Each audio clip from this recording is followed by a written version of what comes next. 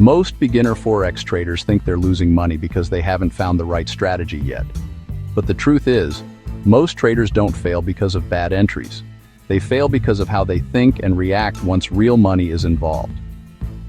Today, I want to explain why trading psychology matters more than strategy, especially if you're trading pairs like USD CAD, USD JPY, or EUR USD. When most people start trading Forex, they jump straight into indicators, signals, and setups.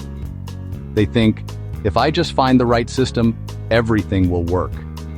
But even a good strategy will fail if you can't follow it consistently. And consistency is psychological, not technical.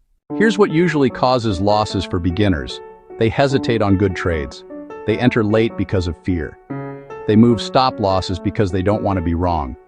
They overtrade after a loss, trying to make money back. None of that is a strategy problem. That's emotional decision-making. Forex pairs like EUR USD and USD JPY move fast, especially during the New York session.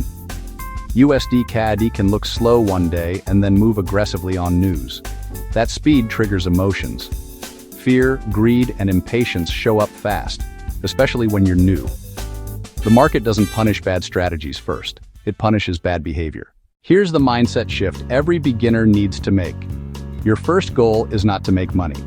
Your first goal is to follow rules without emotion.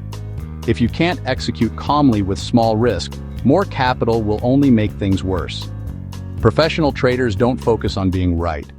They focus on staying consistent. Over the next few weeks, this series will break down the psychological skills you actually need to trade Forex properly.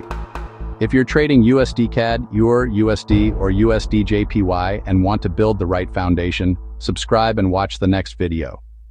In week 2, we'll cover the 3 emotions that destroy most Forex accounts before strategy ever matters.